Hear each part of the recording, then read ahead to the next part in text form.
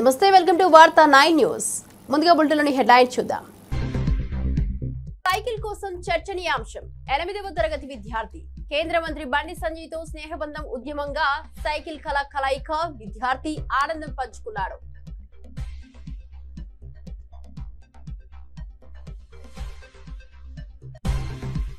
నిర్మిషా ప్రియ రక్షణ కోసం ఆందోళన కేఏ పాల్ ప్రాణాలతో ఆటాడలేం భారత ప్రభుత్వంపై ఒత్తిడి అత్యవసర చర్యలు అవసరం పీఎంఓ విదేశాంగ శాఖకు పిలుపు నిర్మిషా ప్రియకు రక్షణ కల్పించడానికి రాజనాయక కృషి చేయాలి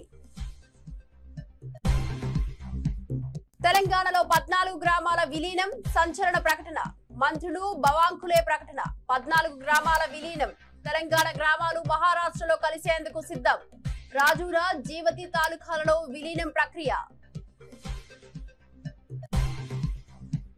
డీటెయిల్ చూస్తే నిర్మిషా ప్రియను రక్షించడానికి భారత ప్రభుత్వం చర్యలు తీసుకోవాలి ప్రాణాలతో ఆటలాడే సమయంలో మౌనంగా ఉండలేం నిర్మిషా ప్రియను రక్షించడానికి భారత ప్రభుత్వం అత్యవసరంగా రాజనాయక కృషి చేయాలి నిర్మిషా ప్రియను రక్షించేందుకు పీఎంఓ విదేశాంగ శాఖ అత్యధిక ప్రాధాన్యతతో చర్యలు తీసుకోవాలి కేఏ పాల్ నిమిషా ప్రియ జూలై 16ని ఉరి తీయబడుతుందని అందరూ విన్నారు కోట్ల మంది ప్రార్థించారు దేవుడు మీ ప్రార్థనలు విని ఆవిడ ఉరి తీయకుండా కొద్ది రోజులు పోస్ట్ పోన్ చేశారు పొడిగించారు సమయాన్ని ఈ లోపుని ఎంత కన్ఫ్యూజన్ అంటే ఇది ఎవరు పొడిగించారు ఎవరు చేశారు ఎందుకు చేశారు రకరకాలుగా కొన్ని మీడియాల ద్వారా తప్పుడు ప్రచారాలు జరుగుతున్నాయి ముఖ్యంగా ఇంగ్లీష్లో వచ్చిన మీడియాను చూసి ఎవరైతే చంపబడ్డారో ఆ మహదీ బ్రదర్ ఇప్పుడు మాకు 10 కోట్లు కాదు 100 కోట్లు ఇచ్చినా మేము తీసుకోము నిమిషా ప్రియను ఉరే తీయాలి అని ఆయన మెసేజ్ బయటకు వచ్చింది చాలా విచారం అందరూ ఫెయిల్ అయిపోయారు ఎవరు కూడా నిమిషా ప్రియ ఉరి నుంచి తప్పించలేకపోయారని జూలై 10ని నేను విన్న తర్వాత లెటర్ రాసి ఆ యమీన్ ప్రెసిడెంట్ 12ని ఫీల్డ్లో దిగిపోయి 4 రోజులుగా రాత్రి పగలు కష్టపడి నాకున్న సోర్సెస్ అన్నిటిని వాడి ఎవరైతే నిమిషా ప్రియ ప్రిజన్ సానాలో ఉన్న హూతీ లీడర్స్ తో మాట్లాడి చివరికి 1 వారం రోజులు టైం ఇవ్వండి పాపం అని రిక్వెస్ట్ చేస్తే వాళ్ళు టైం ఇచ్చారు ఫ్యామిలీ మెంబర్స్ కూడా టైం ఇచ్చారు ఎందుకంటే ఫ్యామిలీని రిప్రజెంట్ చేసిన రవిచంద్ర ఆ లాయర్ కూడా 15 లక్షలే ఇచ్చారు 40 లక్షలు అడిగితే ఫ్యామిలీ మెంబర్కి 3 లక్షల డాలర్లు ఇస్తాను 1 కోటి 2 కోట్లు 8 కోట్లు 11 కోట్లు అని చెప్పి ఈ రోజుకి 11 రూపాయలు ఇవ్వలేదు ఆ ముస్లిం లీడర్ కేరళ అయిన అబూబకర్ అట గ్రాండ్ ముఫ్తీ ఆయన ప్రామిస్ చేశారు ట్వీట్లు చేస్తున్నారు మోదీ గవర్నమెంట్ తెలంగాణ రాష్ట్రానికి చెందిన మంత్రి చంద్రశేఖర్ బవాంకులే తెలంగాణలోని 14 గ్రామాలను మహారాష్ట్రలో విలీనం చేయనున్నట్లు ప్రకటించారు ఈ గ్రామాలు రాజురా మరియు జీవతి తాలూకాలలో ఉన్నాయని వివరించారు ఈ సంచలన ప్రకటన తెలంగాణ ప్రాంతంలో మిశ్రమ స్పందన కలిగించిందని పేర్కొన్నారు గ్రామాల విలీన ప్రక్రియకు సంబంధించి అధికారిక చర్చలు కొనసాగుతున్నాయని తెలిపారు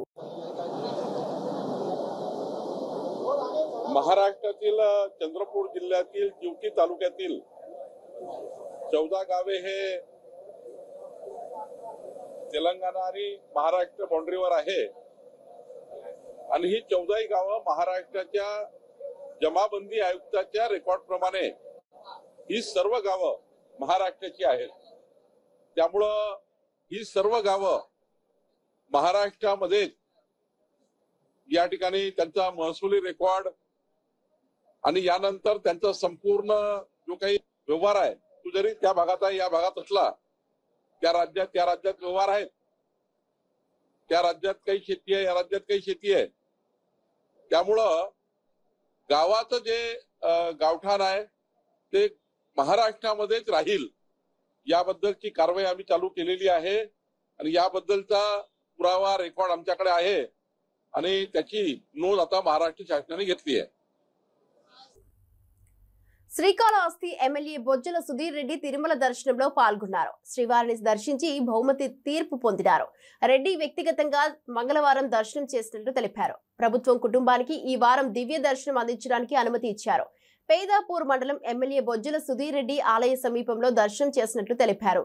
ప్రభుత్వం మండలికి దివ్య దర్శనం అందించడానికి అనుమతి ఇచ్చారు. ఏబీ సుధీర్ రెడ్డి చర్చలు.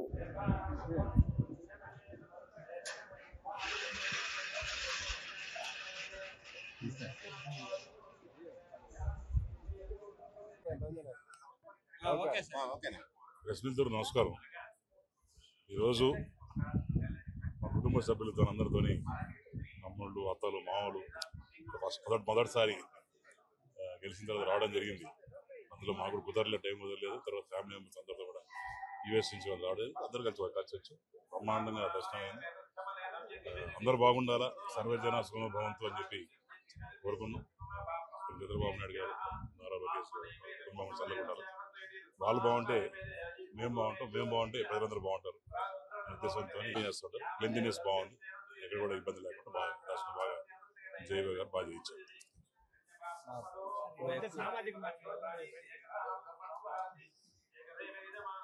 పెద్ద ఎక్కువ మాట్లాడుకోలేదు, కానీ ఇది ఫస్ట్ టైం నేను కూడా దీని గురించి మాట్లాడటం.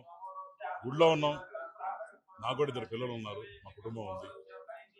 దేవుడు సాక్షిగా, కుటుంబ సాక్షిగా నాకు ఎట్లా అటువంటి సంబంధం లేదు. అంతా కూడా ఇదేదో రాజకీయ కోణంలో చేసింది తప్ప, అనవసరంగా లాగి ఏదో సోషల్ మీడియాలో వైసీపీ చేయడం తప్ప పొలిటికల్గా మాట్లాడి ఇష్టం. కానీ దేవుడు సన్నిధిలో ఉన్నా కాబట్టి చెప్తున్నాను, నాకు ఎటువంటి సంబంధం లేదు. కన్న తల్లికి అన్నం పెట్టిన వాడు పిన్నమ్మకి బంగారు గాజులు చేయిస్తాడా? పొగాకు రైతుల మద్దతు ధర కోసం ఆందోళన చేస్తుంటే వారిని పోలీసులతో బెదిరించి తరిమేసిన కూటమి ప్రభుత్వం దాచేపల్లిలో కిసాన్ మేళా పేరుతో రైతులకి న్యాయం చేస్తుందా? తెలుగుదేశం నాయకులు చేపట్టున్న కార్యక్రమాలు వింతగా ఉంటాయి. రేపు కిసాన్ మేళా అంట దాచేపల్లిలో. రాజశేఖర రెడ్డి గారు చెప్పినట్టు సొంత అమ్మకేమో ఏమీ చేయలేని వాడు పిన్నమ్మకి బంగారు గాజులు ఇచ్చాడంట, అట్లుంటుంది. ఈ రోజు రైతులు బాబు మాకు మద్దతు ధర లేదు, పొగాకు రైతులు పాపం ఆందోళన చెందుతుంటే వాళ్ళ మీద పోలీసులు పెట్టి దాడి చేయించి వాళ్ళని నిర్బంధించి బెదిరించి కనీసం గిట్టుబాటు ధర లేకుండా తరిమేశారు. వీళ్ళంట రేపు కిసాన్ మేళా పెట్టి రైతులకు న్యాయం చేస్తారు. పత్తి గిట్టుబాటు ధర లేక రైతులు ఆందోళన చెంది అప్పులు పాలైతే పల్నాడులో ఎంపీలున్నారు, ఎమ్మెల్యేలు ఉన్నారు, పట్టించుకున్న నాదుడే లేడు. వీళ్ళు ఇంకా మేళాలు పెట్టి ఎవరికి న్యాయం చేస్తారో చెప్పండి. లేదు, అనేక చోట్ల చూస్తున్నాం. జగన్మోహన్ రెడ్డి గారు పొగాకు రైతుల కొరకు పొదిలిపోతే అక్కడ రైతుల మీద కేసులు, లేదు బంగారు పళ్ళెం పోతే అక్కడ కేసులు మామిడి రైతుల మీద. ఇలా ఎక్కడ రైతుల కొరకు వైఎస్ఆర్సీపీ పార్టీ నిరసన చేస్తుంటే మరి అక్కడ రైతుల మీద అక్రమంగా కేసులు పెట్టి వాళ్ళని బెదిరిస్తున్నారు. మరి దాచేపల్లిలో వీళ్ళు పెట్టే మేళా దేనికో ఎందుకో ఎవరికీ తెలియట్లా. కానీ ఒక్కటి చెప్తున్నా, దాచేపల్లిలో పత్తి కొనుగోలు కేంద్రంతో పాటు పత్తి ఎటు సీసీఐ వాళ్ళు కొనేవాళ్ళు, మిర్చి కొనుగోలు కేంద్రం మొట్టమొదటిసారి వైఎస్ఆర్సీపీ ప్రభుత్వంలో తీసుకొచ్చాం. ఎలాగైతే గుంటూరు మార్కెట్ యార్డ్ లాగా దీన్ని అభివృద్ధి చేయాలని మొదలైంది. 2 సంవత్సరాలు బాగానే కొనుగోలు జరిగినాయి. మచిలీపట్నంలో చీపుర్లతో నిరసన తెలిపిన తెలుగు మహిళలు. జిల్లా అధ్యక్షురాలు తలశీల స్వర్ణలత, రాష్ట్ర మహిళా అధికార ప్రతినిధి యార్లగడ్డ సుచిత్ర కామెంట్స్. పేర్ని నాని, పేర్ని కిట్టు యువతను రెచ్చగొడుతున్నారు. రాష్ట్రంలో అల్లర్లు జరగాలని చూస్తున్నారు.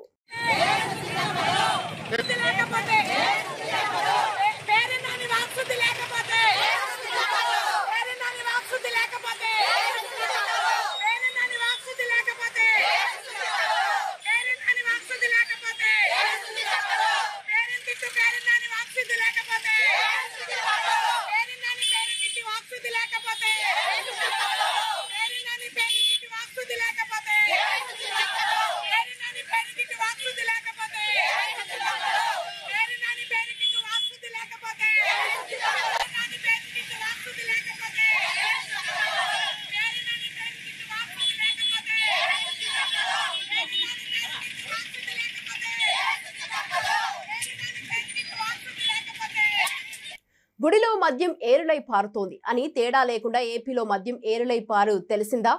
రాష్ట్రంలో ఇప్పుడు మంచినీరు దొరకని గ్రామాలున్నాయి గాని బెల్ట్ షాపులకు కూడా వేలం నిర్వహిస్తున్నారు. రాష్ట్రంలో ఇప్పుడు 60,000కు పైగా బెల్ట్ షాపులు ఉన్నాయి. ఈ విషయంలో కారుమూరు వెంకటరెడ్డి గారు వైఎస్ఆర్సీపీ అధికార ప్రతినిధి వివరించారు. మోహన్ రెడ్డి గారు చేసినటువంటి ప్రసంగం ఆద్యాంతం మొత్తం వదిలేసి వ్యక్తిగత దాడి చేయడానికి తెరలేపుతాడు.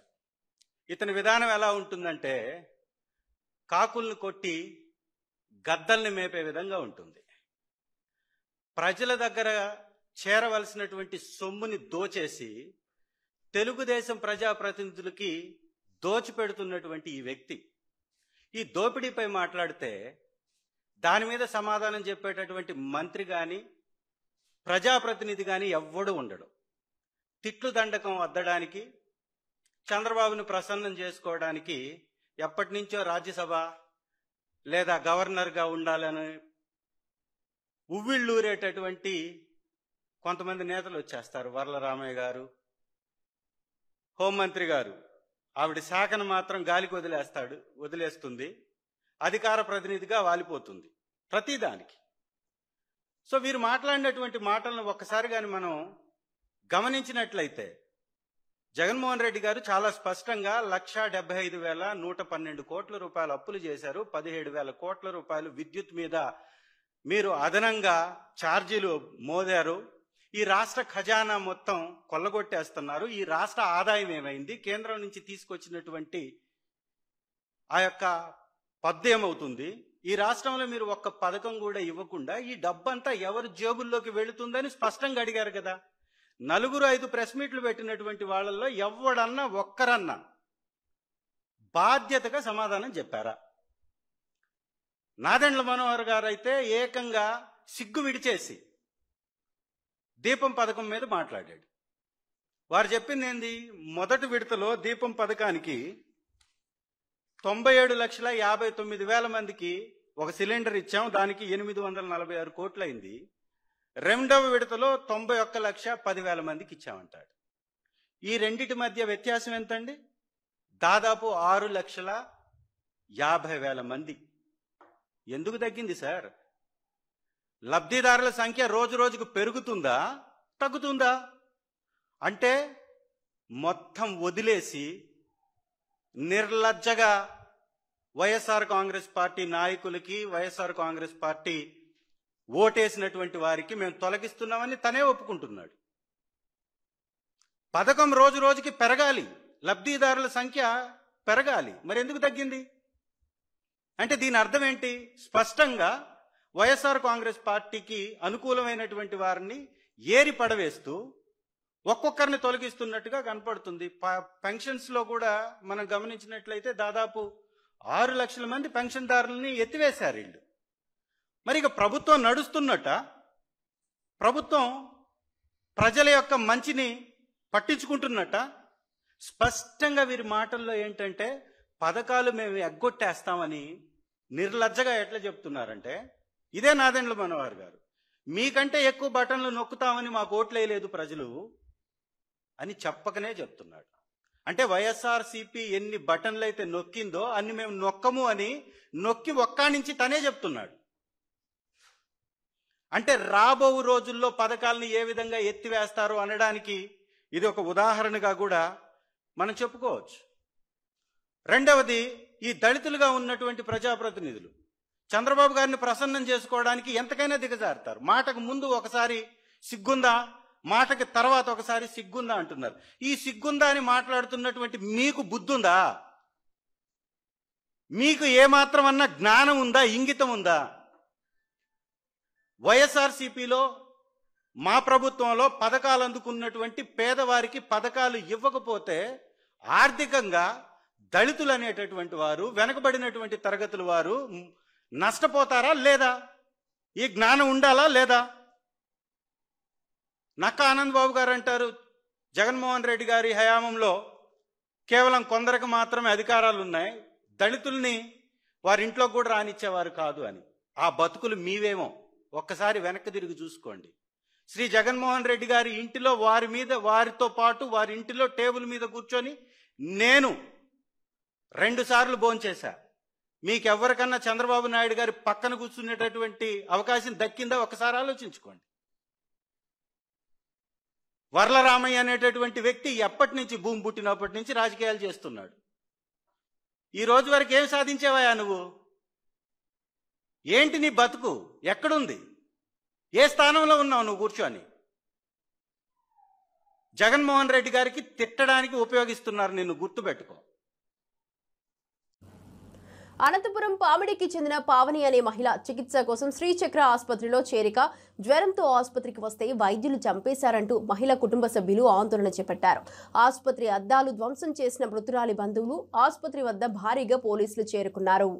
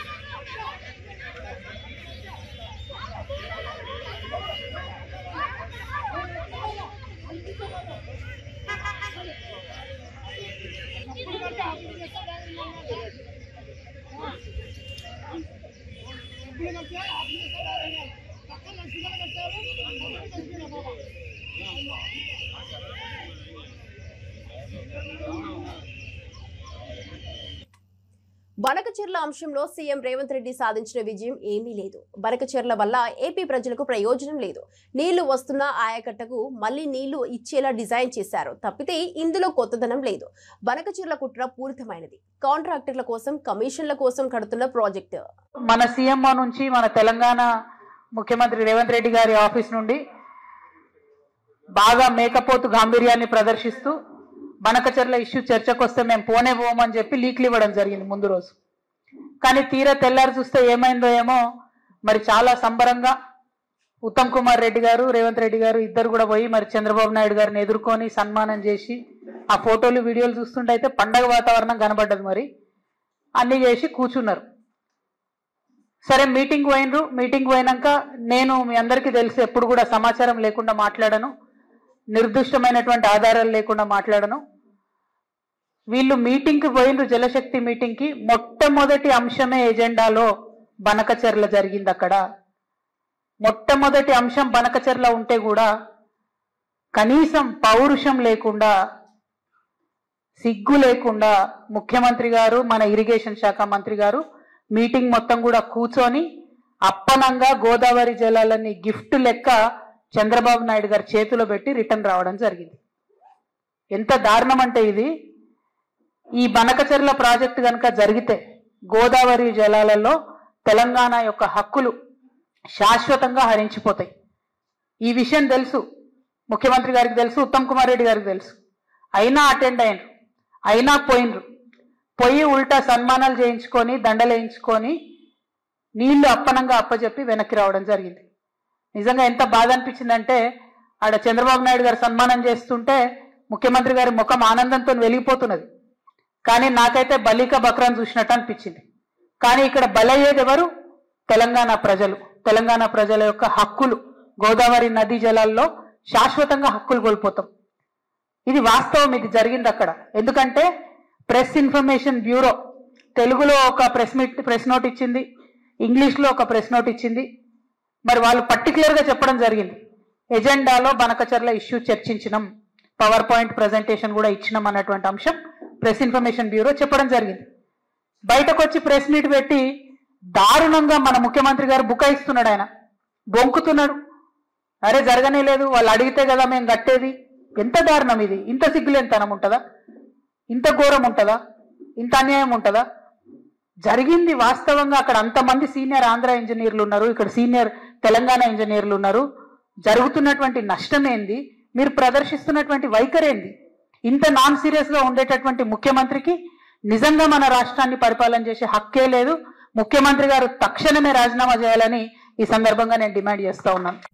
తిరుమల తిరుపతిలో శ్రీవారిని దర్శించడంతో మాజీ మంత్రి రోజా నిరుద్యోగంతో చర్చలు జరుగుతున్నాయి. ముఖ్యమైన ప్రాంతంలో ప్రజలు ఆక్రోశం నిరూపించుకున్న రోజా సిద్ధాంతం చర్చలను ప్రారంభించింది. ఇందులో మాజీ మంత్రి ప్రవీణ్ తో ప్రస్తుతం చర్చలు జరుగుతున్నాయి. వ్యాఖ్యలు నిర్వహిస్తున్న పొలిటికల్ నేత ప్రవీణ్ రోజాని సిద్ధాంతంపై వ్యాఖ్యలు చేస్తున్నారు.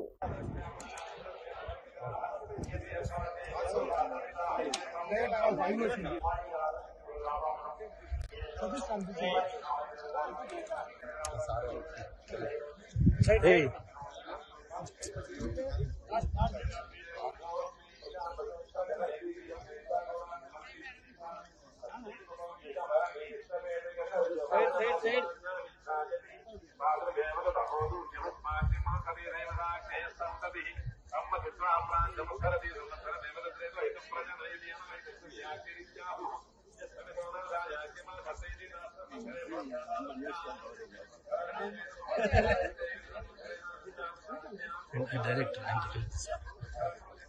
తమిళ డైరెక్ట్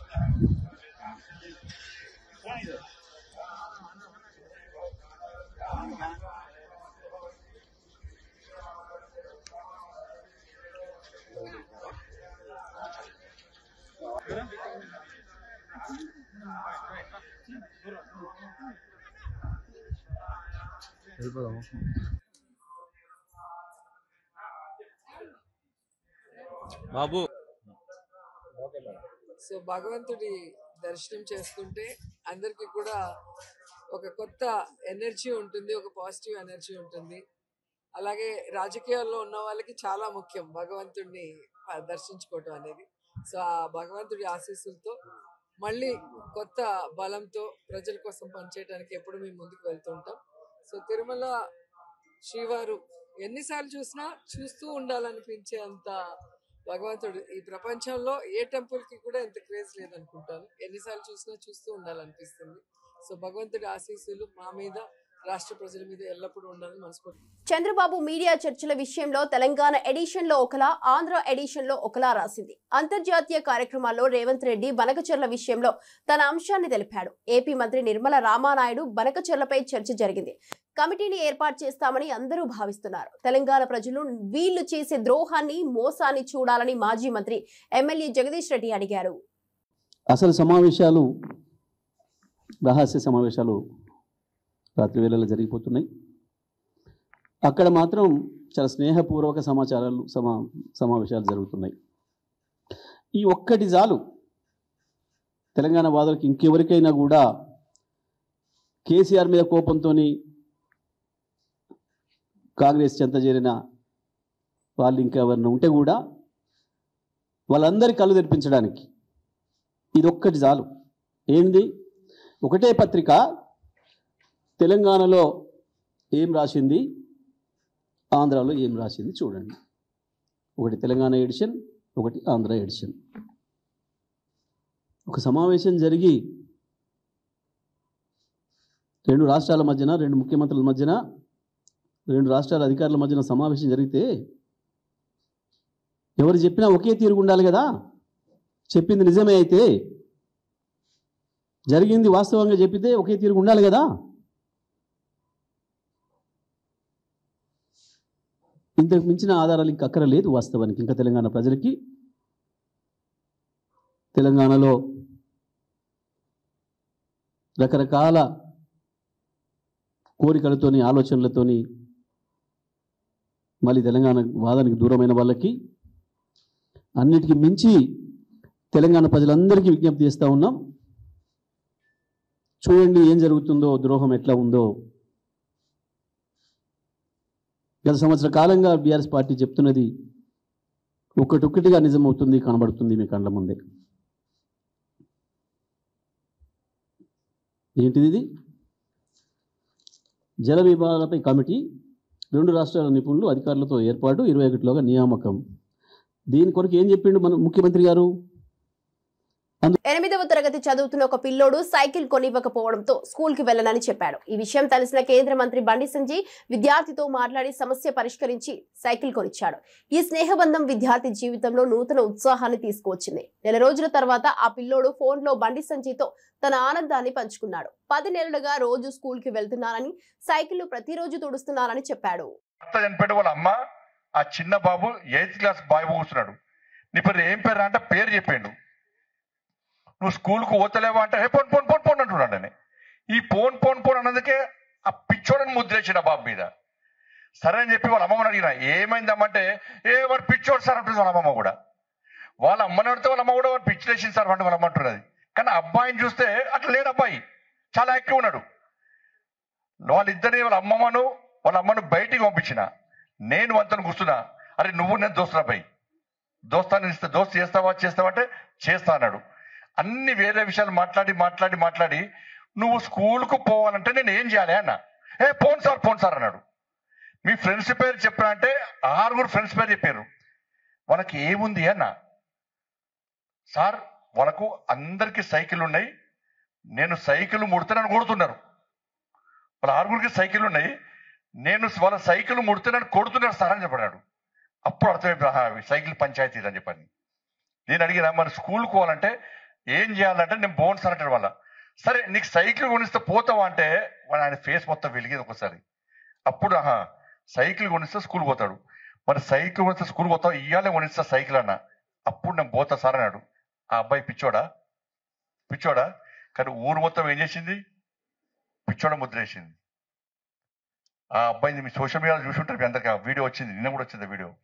ఆ అబ్బాయిని తీసుకుపోయి నేనే స్వయంగా తీసుకుపోయి సైకిల్ స్టోర్ పోయి సైకిల్ కొనిస్తే ఇలా అబ్బాయి ఒక 10 నెలల రోజుల క్రితం కూడా ఫోన్ చేసి సార్ నేను హైదరాబాద్ ఐటీలో దూసుకుపోతున్నదంటే అది చంద్రబాబు విజన్ ఫలితమని టాటా సన్స్ చైర్మన్ చంద్రశేఖరన్ పేర్కొన్నారు.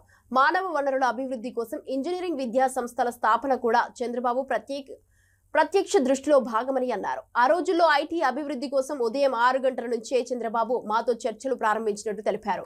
చంద్రబాబు గారికి ఉన్న ఫ్యాషన్ వల్లే ఈ విజయాలు సాధ్యమైనట్లు గుర్తు చేశారు.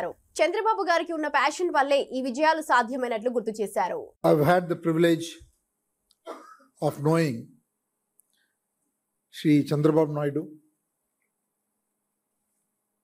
and working very closely with him even 25 years ago,